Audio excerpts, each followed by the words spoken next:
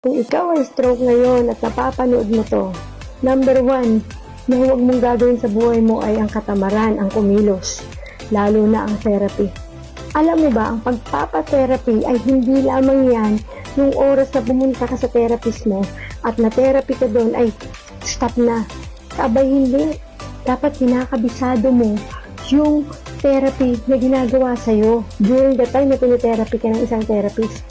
Tandaan mo yung mga ginagawa mo doon para pag uwi mo ng bahay sa kinabukasan ay ikaw na mismo ang gagawa nito para sa sarili mo. Hindi mo dapat ito titigilan. Araw-araw dapat nag-therapy tayo. Kahit hindi ka nagpupunta sa therapist mo, matuto kang kumilos sa iyong sariling kakayahan.